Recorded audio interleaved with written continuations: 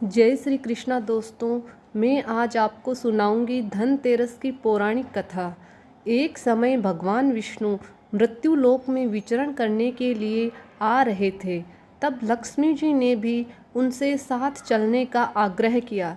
तब विष्णु जी ने कहा कि यदि मैं जो बात कहूँ तुम अगर वैसा ही मानो तो फिर साथ चलो।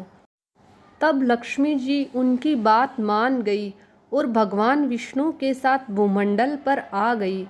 कुछ देर बाद एक जगह पर पहुंचकर भगवान विष्णु ने लक्ष्मी जी से कहा कि जब तक मैं न आऊं तुम यहाँ ठहरो।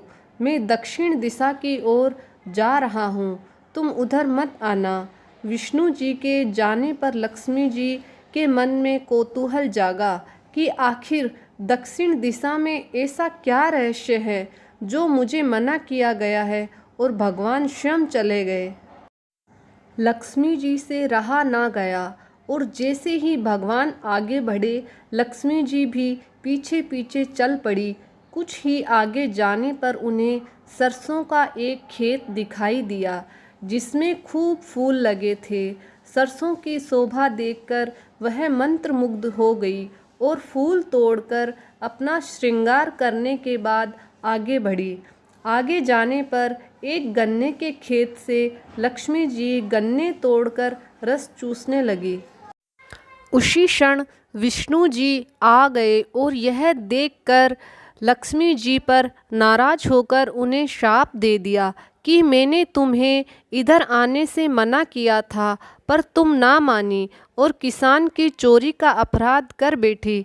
अब तुम इस अपराध के जुर्म में इस किसान की 12 वर्ष तक सेवा करो। ऐसा कहकर भगवान विष्णु उन्हें छोड़कर क्षीर सागर चले गए। तब लक्ष्मी जी उस गरीब किसान के घर रहने लगी।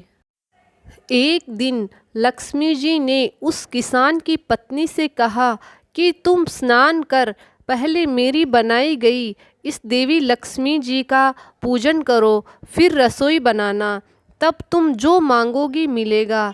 किसान की पत्नी ने ऐसा ही किया। पूजा के प्रभाव और लक्ष्मी की कृपा से किसान का घर दूसरे ही दिन से अन्न धन रत्न स्वर्ण आदि से भर गया। लक्ष्मी जी ने किसान को धन धान्य से पूर्ण कर दिया।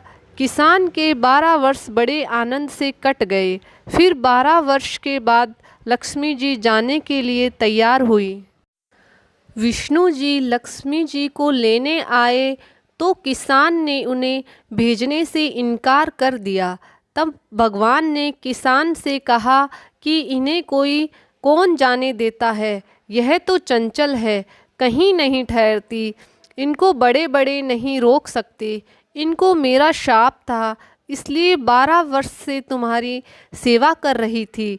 तुम्हारी 12 वर्ष सेवा का समय पूरा हो चुका है।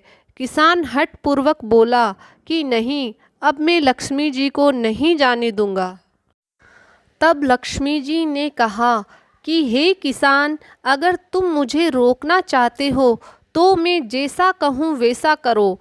कल तेरस है, तुम कल घर को लीप पोत कर स्वच्छ करना, रात्रि में घी का दीपक जलाकर रखना और सायंकाल मेरा पूजन करना, और एक तांबे के कलश में रुपए भरकर मेरे लिए रखना।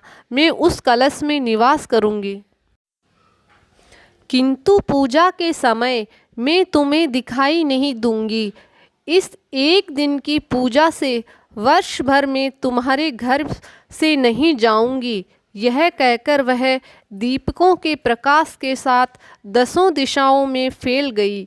अगले दिन किसान ने लक्ष्मी जी के कथानुसार पूजन किया। उसका घर धन धान्य से पूर्ण हो गया।